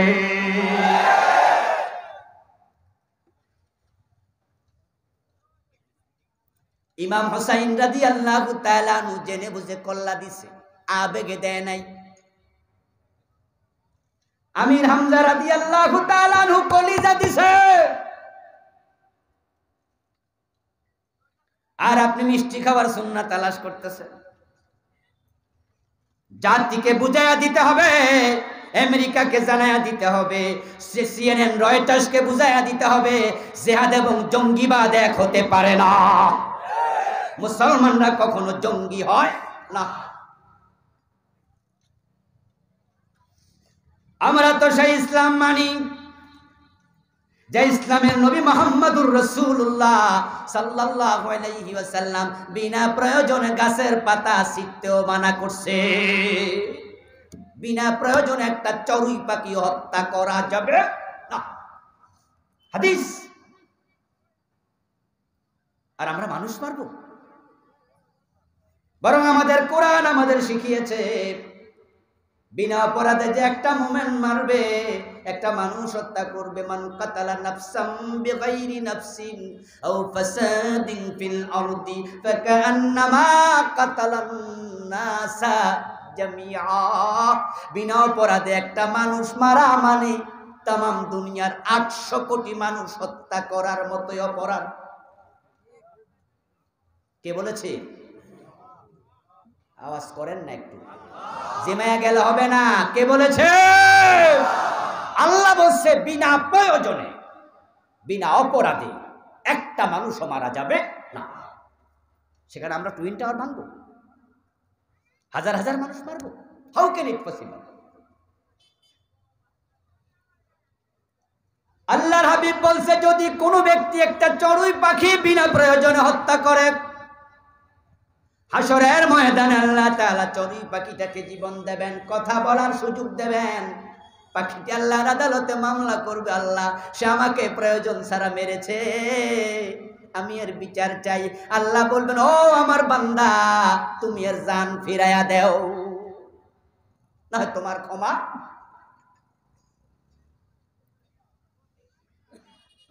আমার বন্ধু আমাদেরকে সন্ত্রাসী বলতেছে, জিহাদকে জঙ্গিবাদ বানায় ফেলতেছে, অথচ জিহাদ হলো সব সময় অন্যায় বিরোধী। জিহাদ মানে বাংলা ভাইয়ের মতো মানুষ মেরে গাছে ঝোলানোর নাম জিহাদ নয়, শায়খ আব্দুর রহমানের মতো বোমাবাজির নাম জিহাদ নয়, হাসপাতালে বোমা মারা, সিনেমা হলে বোমা মারা, আদালতে বোমা মারার নাম জিহাদ নয়। জিহাদ মানে হলো অন্যায় যেখানে, প্রতিরোধ সেখানে। রাসূলুল্লাহ সুন্নাহ আমরা মানি না তা নয়, আমরা সুন্নাহ মানতেছি মসজিদে। আবার সিলেটের ভাইয়েরা একটু আওয়াজ করে বলুন তো, কোন পা দিয়ে মসজিদে ঢোকেন? মাশাআল্লাহ। কোন পা দিয়ে বের হন? কারো দ্বিমত আছে নাকি? কেডা বলছে আপনারা সুন্নাহ মানেন না? এই যে সবাই মানলেন, ডান্ডা দিয়ে মসজিদে ঢোকে, কোনো দলাদলি নাই, সবাই করে রাসূলের সুন্নাহ। বাম্পা দিয়ে বের হয়, আল্লাহু আকবার বলে নামাজ শুরু করে, সালাম ফিরা নামাজ শেষ করে। ইমাম যদি মাগরিবের ফরজ 3 রাকাতের জায়গায় 2 রাকাত পরে সালাম ফিরা দেয়, আমরা সালাম ফিরাবো না লোকমা দেব? যারা চুপ করে আছেন তারা কিছু দিবেন না? দিতেন কি দিবেন? কি বলে লোকমা দেবেন? জোরে কি বলে? না, সুবহানাল্লাহ বলে লোকমা দেয়া সুন্নাত। মাঝখানে একটু ভুল সংশোধন করে দিলাম। রাসূল সাল্লাল্লাহু আলাইহি ওয়াসাল্লাম বলেছেন, লিররিজালিত তাসবিহ ওয়া লিন-নিসাইত তাসবিক। পুরুষেরা সুবহানাল্লাহ বলে লোকমা দেবে। যদি মহিলা মুসল্লি থাকে তারা হাতের উপরে হাত আওয়াজ করবে। বাংলাদেশে কেডা যে আল্লাহু আকবার ঢুকাইলো সুবহানাল্লাহ বাদ দিয়া আমি জানি না। তাই আমরা সবাই আল্লাহু আকবার বলছি, সুন্নাহর খেলাফ আমল চলছে। এই বিষয়ে কালকে কিছু কথা বলার নিয়ত আছে, যদি নিয়ত কাল পর্যন্ত ঠিক থাকে। আর কারণ আমাদের নামাজের মাঝে অনেক তাহারিফ ঢুকে গেছে, আমরা সুন্নাহ থেকে নামাজকেও সরাইয়া দিছি। তাই নামাজ এখন আর অন্যায় থেকে আমাদের ফিরা না। আমার ভাইয়ারা, ইমামরা লোকমা দেবেন। যদি ইমাম মাগরিবের ফরজ 2 রাকাত পরে সালাম ফিরায়, লোকমা দেওয়ার ব্যাপারে আমরা সবাই একমত। এবার বলুন তো, যদি ইমাম বাবা হয়, ছেলে মুক্তাদি হয়, বাবা 2 রাকাত পরে মাগরিবে সালাম ফিরায়, ছেলে বাবার অনুসরণ করে ফিরাবে না ছেলেও লোকমা দেবে? বাবারও ছাড়ে না। কারণ আমার রাসূল মাগরিব পড়েছেন ফরজ কয় রাকাত? আওয়াজ করেন, কয় রাকাত? তাই আমার বাবা 2 রাকাত পড়লে আমি বাবারও মানি না। ইসলাম মানি না কইলো কেডা? বাবারও তো ছাড়ি না। ও দোস্ত, যখন আপনি দেখলেন মসজিদে বাবা ভুল করছে, বাবারেও ছাড়লেন না, লোকমা দিলেন, কোন হুজুরকে ছাড়বো না। হুজুর জোহরে ভুল করছে, লোকমা। আসরে ভুল করলে কথা বলতে হবে, মাগরিবে ভুল করলে, এশায় ভুল করলে আপাতত মাফ। ভুল আছে যতক্ষণ লোকমা চলবে। এবার সেই মুসলমান গুলো যখন আদালতে যায়, আদালতের ইমাম হাকিম সাহেব আল্লাহর আইনে কোন রায় দেয় না, ওখানের মুসলমান একজন লোকমা দেয় না। আদালতে কোনো মুসলমান নাই, ঠিক না? ওখানে মুসলমানের মুখে কুলুফ। মসজিদের ইমাম, ইমাম সাহেব হুজুর, আদালতের ইমাম হাকিম সাহেব, ঠিক কি না? ইমাম মানে নেতা। ইমাম মানে কি? নেতা। মসজিদের ইমাম হুজুর ভুল করেছে, লোকমা দিলাম। 10 বার ভুল হবে, 10 বার লোকমা। বেশি ভুল যদি করে তাহলে এক পর্যায়ে মসজিদের সভাপতি সাহেব হুজুরের কানে কানে কইব, হুজুর ঘটনাটা কি? আপনি জোর থেকে পেঁচ লাগাইছেন, এসা পর্যন্ত ফেঁসে লাগাইতেছেন। হুজুর যদি এবার সভাপতির কয় মনটা খারাপ, বিবি অসুস্থ, নামাজে দাঁড়াইলো, মনে দিক ছুটাছুটি করে, তাই একটু ঝামেলা হইয়া গেছে, ফজরের নামাজে আবার ভুল করেছে, আবার লোকমা। এবার সভাপতি সাহেব কানে কানে কইব, হুজুর জোহরটা মুয়াজ্জিনে পড়া, মানুষ খারাপ কয়। আপনার মন ঠিক হোক, তারপরে ইমামতি করিয়েন। ভুল আর কয়বার সহ্য করা হবে? আল্লাহর আইনে বারবার ভুল করলে ইমাম চেঞ্জ হয়ে যায়। 50 বছরের নেতারা কোরআনের আইনে দেশ চালায় না, তাদেরকেও চেঞ্জ করে আল্লাহওয়ালা ইমাম দরকার আছে না নাই? ও ব্যাপারে খবর নেই।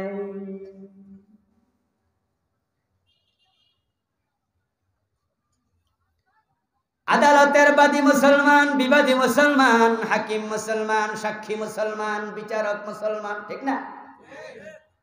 কলামি সাংবাদিকরা মুসলমান, হ্যান্ডকাফ হাতে লইয়া দাঁড়ায় আছে, পুলিশ ভাইয়েরা মুসলমান, অ্যাডভোকেট মুসলমান, 90% মুসলমান।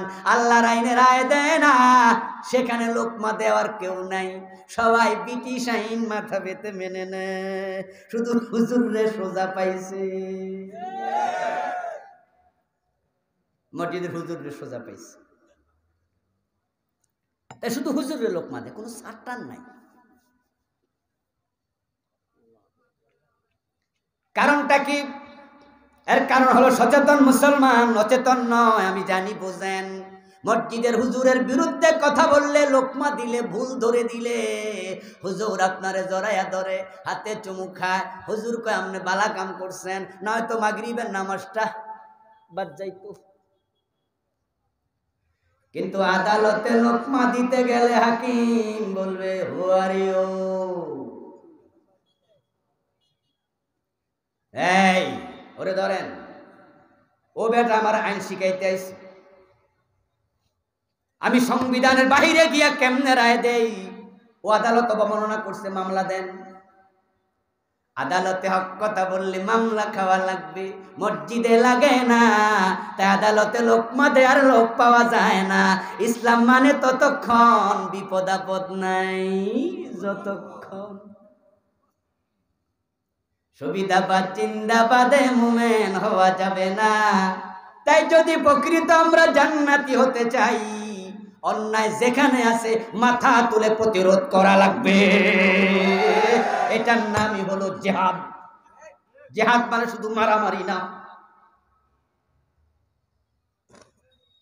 রাসূল সাল্লাল্লাহু আলাইহি ওয়াসাল্লামের পুরা জীবনী আপনাকে মানা লাগবে, পাকঘর থেকে সংসদ ভবন পর্যন্ত, জীবনের বটম থেকে টপ, নৌকাটা থেকে রাষ্ট্র পরিচালনা, সব জায়গায় রাসূল আপনার জন্য মডেল। উনার সাথে পুরা জীবন মিলতে। এমন 3 জন সাহাবী ছিলেন, পুরা জীবনে বিশ্বনবীর একটা কথা মানে নাই। ওই 3 জন সাহাবীর ঈমান আল্লাহ মুলতবি করে দিয়েছেন, শুধু একটা কথা মানে নাই।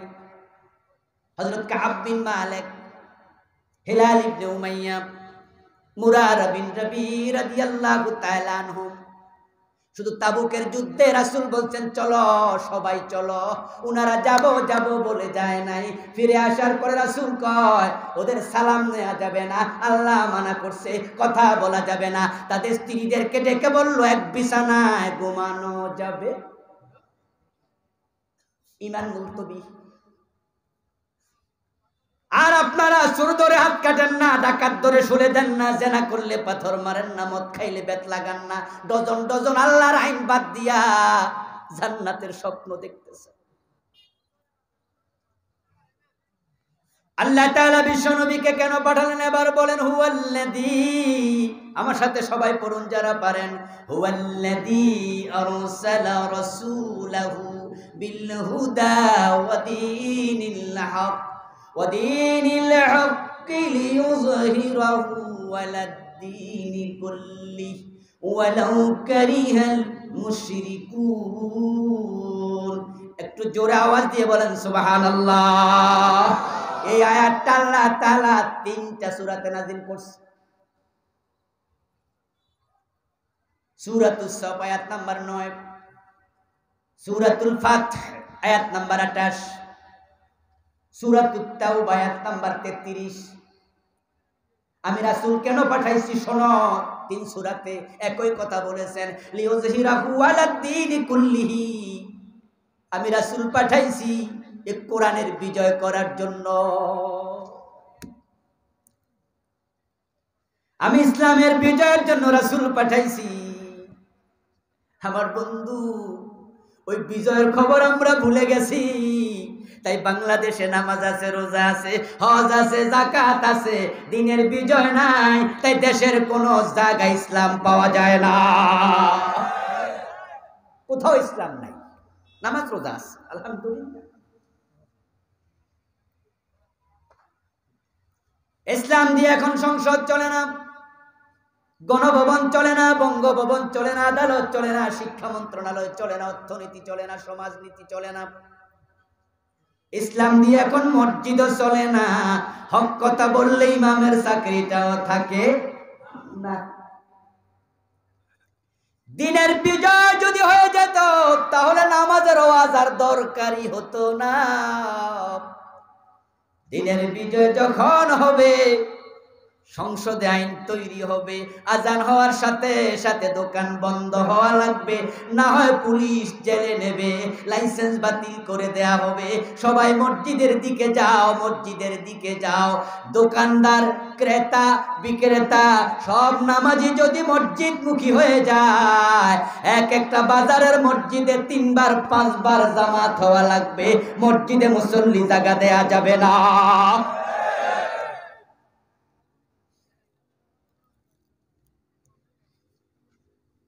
আমরা ওয়াজ করছি নামাজ পড়ো, দিনের বিজয়, এই ওয়াজ বন্ধ।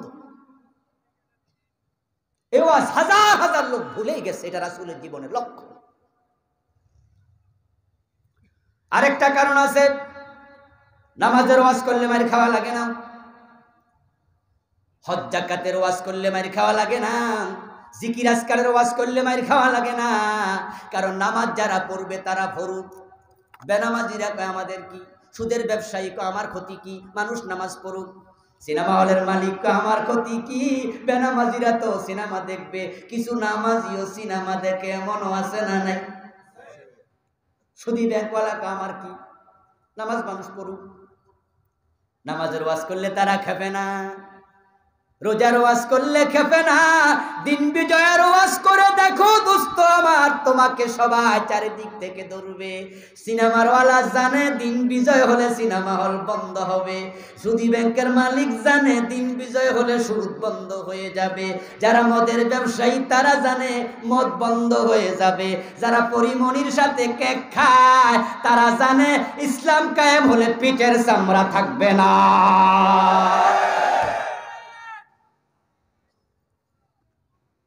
যারা মাহিয়া মাহির সাথে মোবাইলে প্রেমালাপ করে ওরা জানে দিন কায়েম হলে রজম করা হবে, পাথর মারা হবে, ব্যভিচার চলবে না।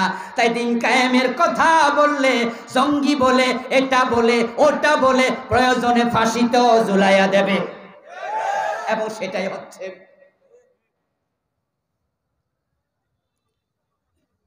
দিন কায়েমের কথা বলা কঠিন, কিন্তু দিন কায়েমের কথা বলা ফরজ।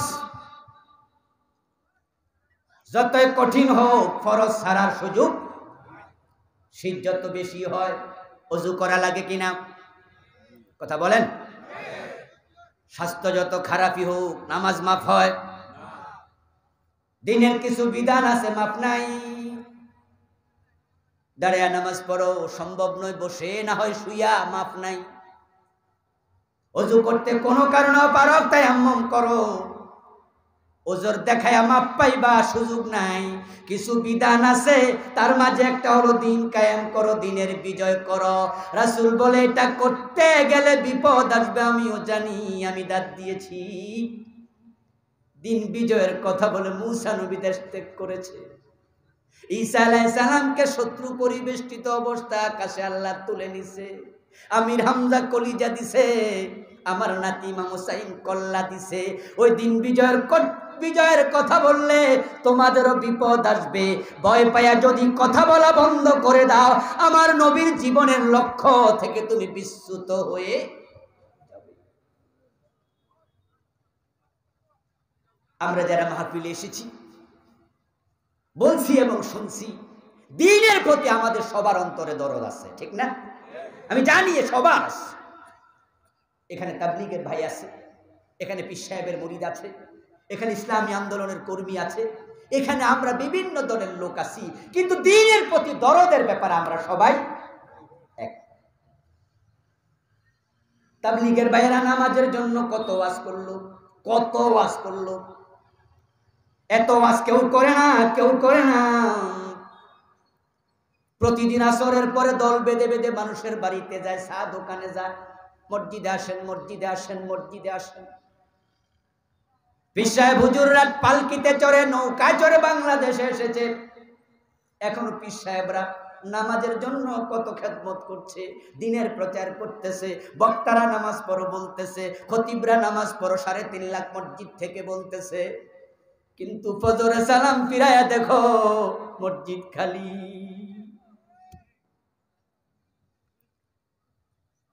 কোন মসজিদ এক কাতার, কোন মসজিদ আধা কাতার, এমন মসজিদও আছে ইমাম মুয়াজ্জিন ছাড়া একটা মুসল্লিও।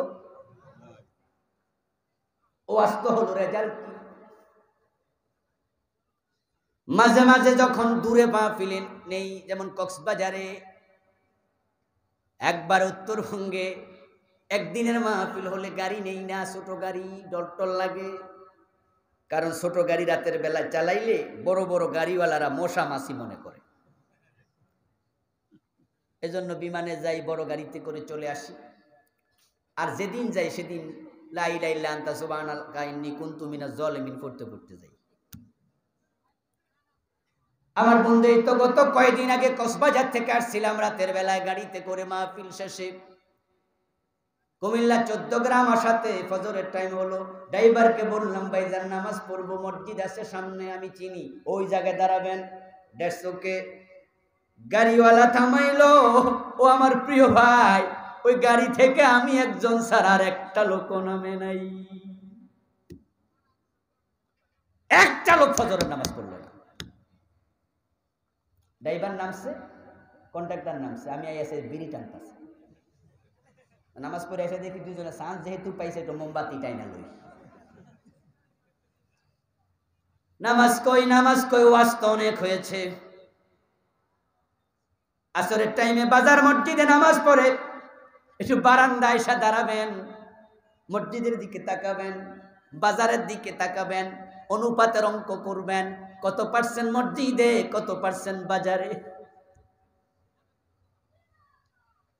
কোরবানের গরু কিনতে যাবেন বিকাল বেলায় বাজারে, কোরবানের গরু বাজারে হিন্দু যায় না গরু কিনতে, বৌদ্ধ ইহুদি খ্রিস্টান যায় না, শতে শত মুসলমান। মুয়াজ্জিন কয় হাইয়া আলাস সালাহ, নামাজে আসো। গরু কিনতে কিনতে আসর শেষ, গরু বাড়িতে নিতে নিতে মাগরিব। উনারা ওয়াজিব নিয়ে ব্যস্ত আছে। রেজাল্ট কি হলো? নামাজ পড়ো ওয়াজ করে। দিনের দরদ যদি আমাদের সবার কলিজায় থাকে, তাহলে নামাজের ব্যাপারে শরীয়তের আইন হলো, বিধান হলো, আল্লাযীনা ইম্মাক্কান্নাহুম ফিল আরদ আকামুস সালাহ। আল্লাহ বলেন, যেই জমিনে মুসলমান ক্ষমতা পাবে ওই জমিনে আইন করবে, নামাজ কায়েম করবে।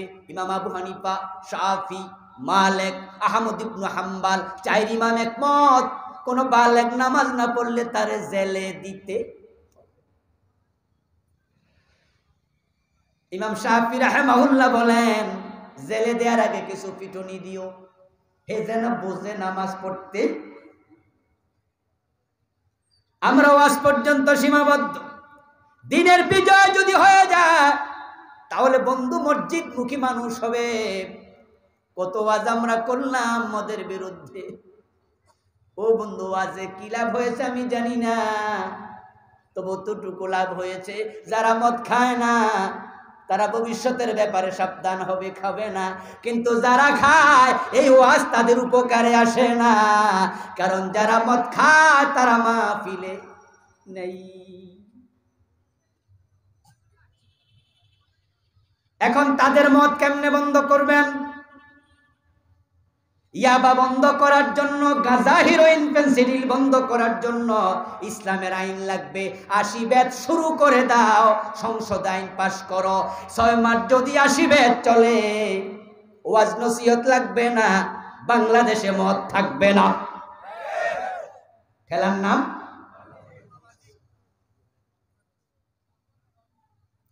এখন আমাদের সেনাবাহিনী মদ বিরোধী, পুলিশ বাহিনী মদ বিরোধী, স্বরাষ্ট্রমন্ত্রী বলেন নো টলারেন্স, জিরো টলারেন্স, কোনো সহ্য করা হবে না, মদ বন্ধ করো। আমাদের এমপি মদ বিরোধী, মন্ত্রী মদ বিরোধী, এরপর দেশে হাজার হাজার ইয়াবা আসে, লাখ লাখ পিস ইয়াবা ঢুকতেছে, খায় কেডা? আমার বন্ধু, আজ দিয়া মদ বন্ধ করা যায় না, আইন লাগবে আইন। এখন আইন বাংলাদেশে আছে দুরকম। যারা গরিবের পোলা তারা মদ খাইলে ধরে জেলে দাও, আর ধনির পোলারা 5 স্টার হোটেলে গিয়ে খাবে, তাদেরকে সেলুট দাও। শেরাটনে মদের বার আছে না নাই? কথা বলেন, আসেনি? সোনারগাঁয়ে রেডিসনে মদ বেচা কেনা হয় কিনা? ওখানে শুধু মদ খায় না, সাথে মাইয়া লইয়া লাফায়, ড্যান্স ক্লাবও আছে। ওখানে কয়দিন গেছে আমাদের প্রশাসন ধরার জন্য, ওখানে ধরতে যায় না, ধনির দুলালরা খায়, নেতারা খায়। আমার বন্ধু, মদ বন্ধ করতে হলে আইন একরকম করা লাগবে। হযরত ওমর নিজের ছেলেরাও ছাড়ে নাই। প্রধানমন্ত্রীর ছেলে, এমপি মন্ত্রীর ছেলে, প্রেসিডেন্টের ছেলেও যদি মদ খায়, 80 বেত লাগানো শুরু করো, দেখবা নেতারা যদি সোজা হয়ে যায়, দেশের লোকের এমনি সোজা হয়ে যাবে।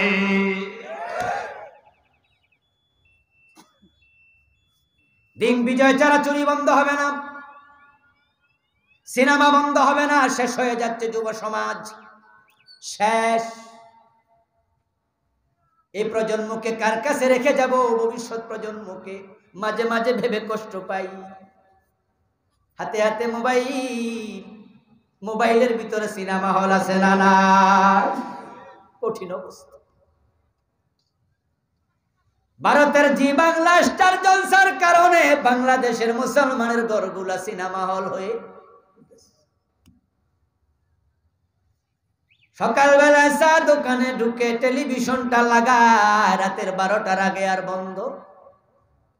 সারাদিন চলছে নাটক, সিনেমা। চোখের হেফাজত কেমনে করবেন? ও হাজি গাজী, প্রিয় ভাই মাওলানা, সিনেমা দেখার জন্য তো হলে যাওয়া লাগে না।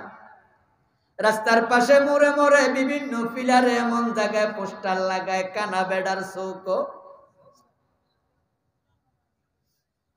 30 টাকার আয়না কিনবেন, বাড়িতে এনে আয়না দেখবেন, চেহারা দেখবেন, চুল আছড়াবেন, ওই আয়না উল্টায় দেখবেন একটা বেডি ফিরি।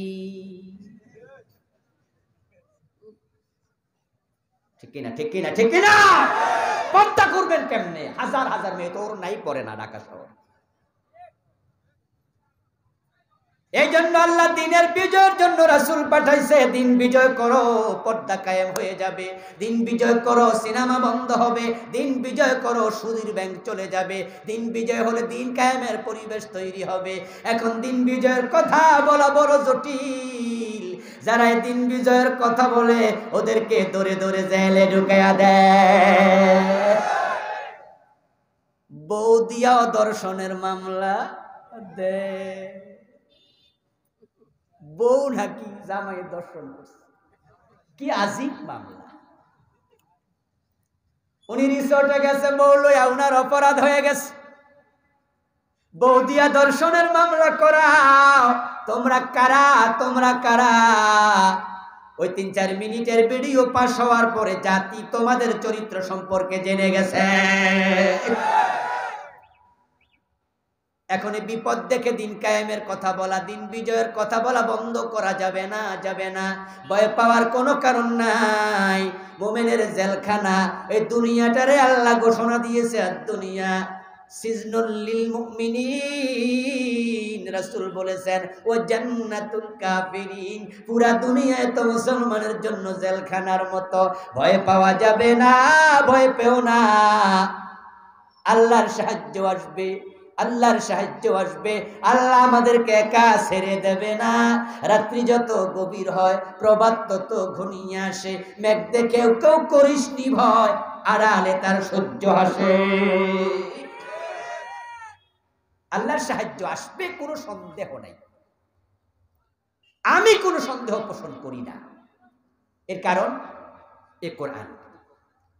আমি পড়ে দেখেছি, হযরত মূসা আলাইহিস সালামকে দৌড়াতে দৌড়াতে ফেরাউন যখন সাগরের পারে নিছে, তখন আল্লাহ রাস্তা বানায়া পার করছে। এর আগে রাস্তা বানায়া রাখে নাই। মানুষের চেষ্টা যেখানে শেষ হয়, আল্লাহর সাহায্য সেখান থেকে। আপনাদের কাছ থেকে আমি জানতে চাই, জবাব জানলে উত্তর দেবেন। ইব্রাহিম আলাইহিস সালাম যখন আগুনে পড়েছেন, আল্লাহকে 2-4 দিন আগ থেকে আগুনকে এয়ার কন্ডিশন বানায় রাখছিল? বরং চরকির উপর ইব্রাহিমকে দিয়ে তারা ঘুরাচ্ছে, মাজার মাঝে রশি বেঁধে দাউ দাউ করে আগুন জ্বলছে, কাছে তো যাওয়া যায় না। ইব্রাহিম আলাইহিস সালাম রে ফালাইবো কেমনে? তাই রশিতে ঢিল দেবে, ইব্রাহিম আলাইহিস সালাম আগুনের মাঝখানে পড়ে জ্বলে পুড়ে ছাই হবে। এই হলো তাদের পরিকল্পনা। ইব্রাহিম নবী চরকির উপরে বসে নিচে তাকায়া দেখে দাউ দাউ করে আগুন জ্বলছে। হাজার হাজার মন লাকড়ি সংগ্রহ করে আগুন লাগাইছে। একজন মানুষকে পোড়ানোর জন্য এত আগুনের প্রয়োজন নাই, কিন্তু নমরুদের পরিকল্পনা হলো এমন বেশি আগুন জ্বালাবো, এমন ভাবে পোড়াবো, নতুন করে কেউ যেন ইব্রাহিমের মতো সাহস না করে। মুখ বন্ধ করে দেব। ইব্রাহিম আলাইহিস সালাম চরকির উপরে বসে আল্লাহর সাথে কথা বলা শুরু করছে। তাফসীর ইবনে কাসির প্রণেতা লেখেন, ইব্রাহিম বলে, ইয়া রাব্বি ইন্নাকা ফিস সামাই ওয়াহিদ ওয়া আনা ফিল আরদি ওয়াহিদুন আবুদুক।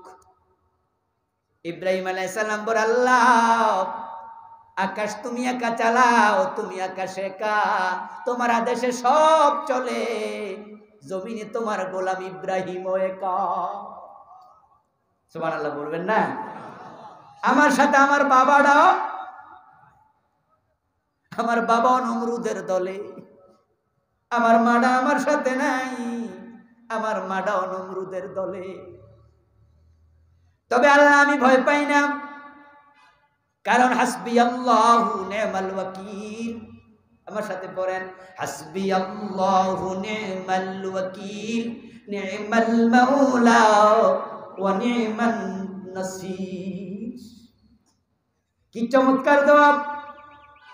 আমার আল্লাহ আমার জন্য যথেষ্ট, বন্ধু হিসাবে তিনি বড় চমৎকার, সাহায্যকারী হিসাবেও তার মতো আর কেউ নেই। হঠাৎ করে রশিতে টান ঢিল দিল। এবার ইব্রাহিম আলাইহিস সালাম আগুনের দিকে চলে যাচ্ছে, পড়ে যাচ্ছে। ওয়া কানা ফিল হাওয়া, তিনি শূন্যে। আরাদা লাহু জিবরিল।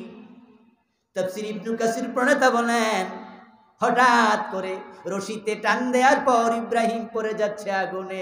জিবরিল আমিন হাজির হইয়া কয়, আলাকা হাজাতু ইয়া ইব্রাহিম, ইব্রাহিম আমি জিবরাইল হাজির। সুবহানাল্লাহ বলবেন না? আপনার সাহায্য লাগবে, আমি এসেছি।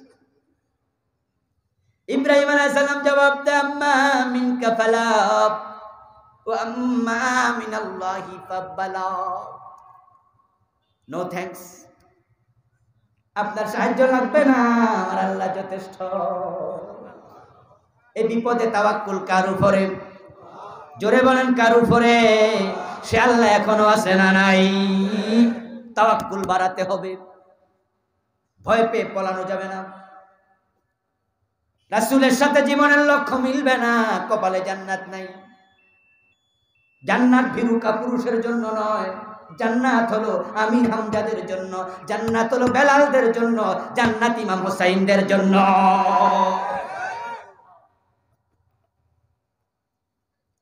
জিবরিল আমিন চলে গেল। ফাজআলা খাজিনুল মাতার ইয়াকুল ইয়া রাব্বি মাতা উমারু বিল মাতার ফামতিরহু।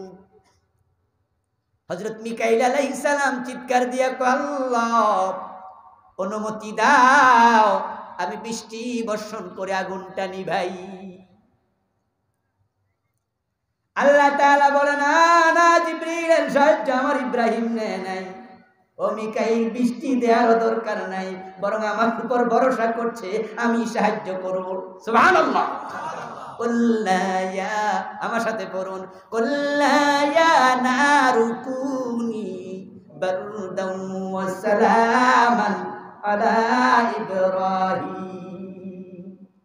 এই কথাগুলো কোরআনে আছে না নেই? কোরআন কি ইতিহাসের কিতাব?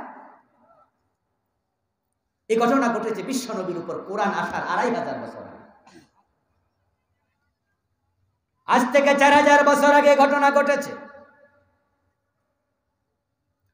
আল্লাহ তাআলা কোরআনের মাঝে কাহিনী কেন শোনায়? কেন ইতিহাস হিসাবে নয়? আল্লাহ বলে, আমি বলেছি আগুন, আমার ইব্রাহিম আসতেছে, জ্বালাইও না, পোড়াইও না, কষ্ট দিও না, বরং তুমি নাতিশীতোষ্ণ এসি হয়ে যাও। এগুলো বলে আল্লাহ আমাদেরকে বুঝায় আমি আল্লাহ এখনো আছি না নাই। উম্মতে মুহাম্মাদি ভয় পেও না। মানুষের চেষ্টা যখন শেষ, আল্লাহর সাহায্য শুরু হয়। মায়ের প্রসব বেদনা প্রমাণ করে নতুন সন্তান দুনিয়া আসতেছে। ওই প্রসব বেদনার কারণে মা কাঁদে, কিন্তু দাদা দাদি নানা নানি ঘরের বাহিরে বইয়া বইয়া মুস্কি মুস্কি হাসে আর পান চিবায় আর জিগায়, কি খবর, কি খবর। মেয়ের প্রসব বেদনা, মেয়ে কাঁদতেছে, ওঠে বসে শোয়। প্রসব বেদনার যন্ত্রণা মা সারা কেউ বুঝে না। আর বাহিরে বাবা ডাকয়, আমার কি মাইয়ার কি খবর। দাদা ব্যয় ব্যয় গল্প করে, ওয়াও ওয়াও করে আওয়াজ শোনার অপেক্ষায় থাকে। মেয়ে যতই কাঁদুক, কষ্ট পাক, দাদা দাদি টেনশন করে না, নতুন খবরের অপেক্ষায় থাকে। আমরা আলেম ওলামারা যতই কষ্ট পাই, আল্লাহকে নতুন খবর আমি পাঠাবো। সাহায্য এখনো আসেনি, এখনো বিপদ চলমান। এটাই প্রমাণ করে আমাদের চেষ্টা এখনো শেষ হয় নাই। চেষ্টা যখন শেষ হবে, সাহায্য আকাশ থেকে আবার আসবে।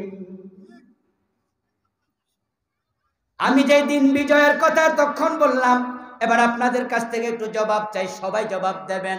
দিনটা আমাদের না আল্লাহর? আরো জোরে বলেন, দিন কার? তো আমরা আল্লাহর দিন বিজয়ের কথা বলেছি।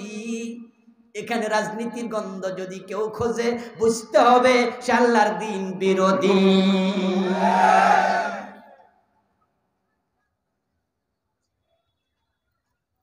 আমার বন্ধুগণ, আপনি এবং আমি দিন বিজয়ের কথা বলতে থাকবো। আমরা কোন দলের বিরুদ্ধে কথা বলিনি। ইমাম ভুল করেছে, ইমামরা আমরা লোকমা দেই, এ কথার অর্থ আমি ইমাম বিরোধী নাকি? আমি ইমামের হিতাকাঙ্ক্ষী, ইমামরা সংশোধন করতেছি। ইমাম যদি ভুল করে নামাজটা শেষ করে, ইমামেরও ক্ষতি, মুসল্লিরও ক্ষতি। আপনারা যারা 50 বছর ধরে দেশ চালাচ্ছেন, আমরা আপনাদের ভাই, আপনারা আমাদের ভাই। আমরা এক দেশের মানুষ, এক বাবা আদমের ছেলে, এক মা হওয়ার সন্তান। আপনারা কোরআনের বাহিরে দেশ চালাইয়া জাহান্নামে চলে যান, এটা আমরা চাই না। তাই লোকমা দিতেছি, আর কিছু মনে করা যাবে না। আল্লাহর উপর ঈমান যদি থাকে, লোকমা গ্রহণ করে এখনো সংসদে কোরআনের আইন চালু করার সুযোগ আছে না নাই? শুরু করে দেন। মানা করলো কে? কথা বলতে বলতে আজরাইল এসে যাবে কোনো একদিন, হতে পারে আজকে রাতে। আল্লাহ তাআলা বলবেন, আমার নবীর জীবনের লক্ষ্য ছিল দিন বিজয়। ও আবুল কালাম আজাদ বাশার, তোর জীবনের লক্ষ্য কি ছিল? আমি যে কথাগুলো বলতেছি, এগুলো রেকর্ড করার জন্য ফেরেশতা আছে না নাই? আমি বলবো, রব আমার আমলনামা খুলে দেখো, আমি তোমার দিন বিজয়ের পক্ষেই কথা বলেছি। ঠিক আপনাকেও বন্ধু তাই বলি, দুনিয়ার কোন ব্যক্তির আইন আপনি যদি মানতে চান, প্রমাণ হবে রাসূলকে আপনি জীবনে মডেল হিসাবে গ্রহণ করেন নাই। আল্লাহর সামনে দাঁড়াবেন, উপায় থাকবে না। আল্লাহর কাছে মুক্তি পাওয়ার চিন্তাটা নিয়ে আমরা সবাই নিজের জায়গা থেকে দিন বিজয়ের জন্য কাজ করা দরকার আছে না নাই? বলেন, করতে রাজি আছেন না নাই? কাজ শুরু করে দেন। আল্লাহ তৌফিক দান করুক। সবাই জোরে বলি আমিন। হাযা মা ইনদি ওয়াল ইলমু ইনদাল্লাহ আলাইহি তাওয়াক্কালতু ওয়া ইলাইহি উনীব।